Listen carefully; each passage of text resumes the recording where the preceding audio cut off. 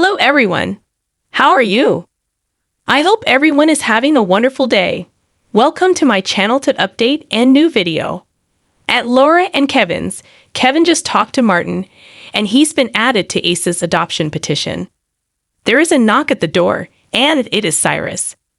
Laura reminds him of the ground rules that he is supposed to call before he comes over. Cyrus says he was in the neighborhood and wanted to say hi to his sister and grandnephew. He won't be long as he has another engagement soon. Laura invites him in, and Ace cries from his room. Cyrus asks for a glimpse of him, but Kevin says no because he needs to nap. Kevin excuses himself, and Cyrus asks Laura about Nicholas and if she's in touch with him. She says she has been. Cyrus asks about being Ace's temporary guardian, and because he'll find out eventually, Laura reveals she is adopting him. Cyrus is pleased to hear this news, but Laura says Ace's adoption doesn't guarantee him a role in his life. Cyrus asks why she would deny Ace more family given how much he's lost. Laura says she wants Ace to have stability, and Ace has a lot of family who love him. Cyrus says this is a family he wants to be a part of, and he cares about his sister. He asks how long she will distrust him, and he thinks he's proven he's turned over a new leaf. Laura says it wasn't that long ago he rubbed Sonny's misfortune in his face, so it may take more than his word to believe that he's changed. She says it may take more time to forgive his trespasses. Cyrus understands, which is why he's arranged for Nicholas to be protected in Pentonville. Laura is furious and asks how she is supposed to believe he's changed when he's pulling strings in prison. Cyrus assures her that he has no criminal ties. He found another group of inmates trying to better themselves just like he was, and he is helping to guide them through their journey of change. Laura says they are still criminals and dangerous. Cyrus says he admits they aren't meek little lambs. Cyrus says after his release he never abandoned his flock or his cause. He says he is beginning a radio show this afternoon, and he'll be spreading God's word to everyone in Port Charles. Laura asks who would put him on the air. She feels something is deeply off here. Cyrus says he can't erase what he's done, but he can counter it by putting good in the world, and that's his purpose. Laura asks, but what is your motive? He hopes one day she will accept he has changed, and he must go and hopes she tunes into his show. Cyrus leaves, and Kevin returns and asks what Cyrus wanted. Laura says, the same thing he always wants, my trust. Anna, Jordan, and Dante are in the morgue. Dante relays Olivia was being relocated, and the guards in the transport van were bound and unharmed. Jordan says it sounds like a prison break gone wrong, but Anna thinks it's not that simple. Dan gets the crime scene report, and the van was accosted by two masked men. After subduing the guards, they took Olivia into the woods, and a shot was heard. Eventually, Olivia's body was found. Anna needs to see the body. Anna examines the body and identifies Olivia. She was shot point blank in the back of the head execution style. Dan returns from talking to the detectives on the scene, and they found a gun nearby, which he brought. Anna examines it, and it's another one of the stolen WSB guns. This connects Olivia Jerome's murder to the attempts on Sonny. Anna knows as soon as the feds learn of this, Kate's will want to take over. Anna says Kate's needs to know they have to stop this before any other bystanders are hurt. Anna thinks she should go to Kate's and convince him not to transfer O'Neill out of prison now, as they need a way to get his help. Plus, it's obvious the killer had to wait until Olivia was being moved to get to her.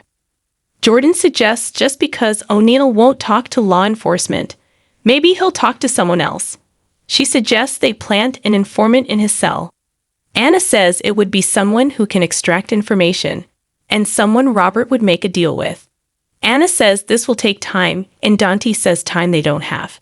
Anna says it's their only option right now. Jordan's phone pings, and it's from Laura. Jordan turns on the nearby radio, and they hear Cyrus' radio show back at Kevin and Laura's. They listen to Cyrus' radio cast, and how his goal is to help people live a life of peace.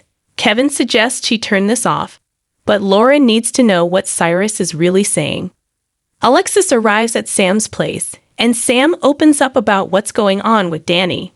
Alexis asks if she flipped out, but Sam says she managed to stay calm. She says they talked about it, and she grounded him. Alexis notes how she handled it sounds like excellent parenting, but she can see she's still bothered. Sam says Danny's Jason's son, and he's becoming more and more like him every day. She worries Danny could be drawn to danger. Sam tells Alexis how they thought all the kids were in their rooms last night, but Danny snuck out and was brought home by a cop. Alexis notes he isn't the first kid to do this, but Sam says he had to go out the fire escape from the penthouse floor. Alexis says one incident isn't a pattern, but she never raised a boy, so she doesn't know what's normal for them. Sam worries that Danny may be hardwired to be like Jason, and if so, the more she tries to control him, the harder he'll fight to be free. Sam broke up with Jason because she couldn't shield Scout and Danny from Jason's life, and Danny misses his dad. Alexis says whatever Danny is going through, she knows Sam will get in through this. She also reminds Sam she can always come to her, and they can figure this out together. Alexis gets a call from a reporter and is stunned by what she learns. Joss arrives at Sonny's, where Ava tells her he's not there. Ava says she can wait, but Joss decides to go look for him. Ava assumes this is about Dex or Michael. Joss asks what this has to do with Michael. Ava explains Michael came to talk to Sonny about Dex, and she assumes Joss knew what was going on. Joss says she did know. Ava offers to listen if she needs to talk. Joss asks why she cares so much. Ava knows Joss doesn't like her. But she alerted Dex and Spinelli to save her from Mason, so she owes her life to her. Joss asks if Ava means that then help her find Sonny before he kills Dex.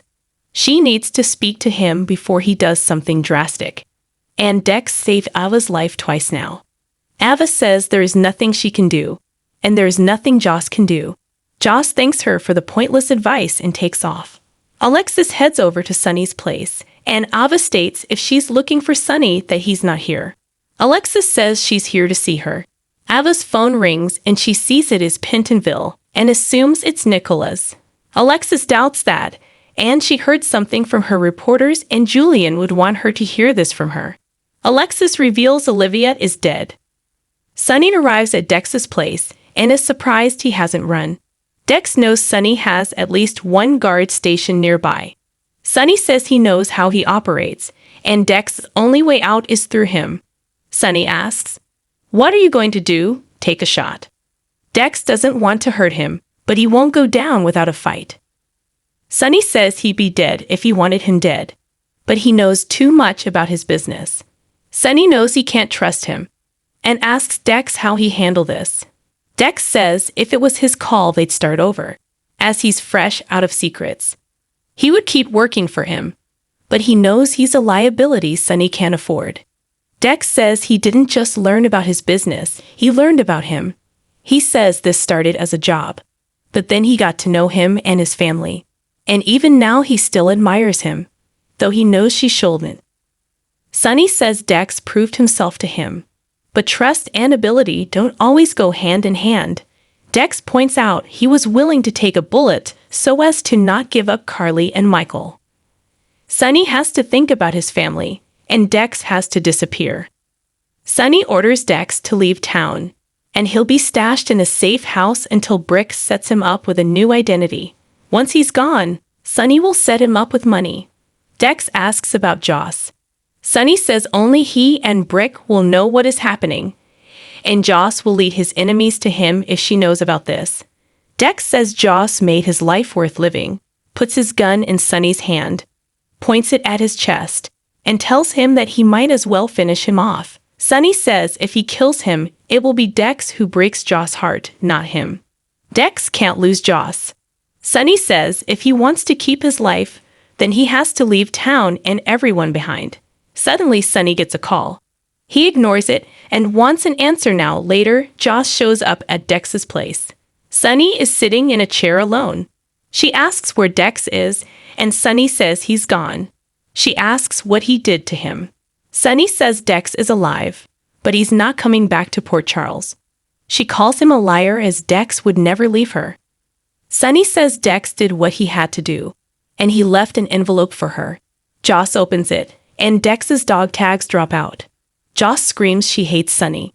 He's a criminal and a liar, and she'll never forgive him for this. Sonny says, I know. Sonny leaves, and Joss breaks down. On the next General Hospital, Lois has a surprise for Tracy and Brooklyn.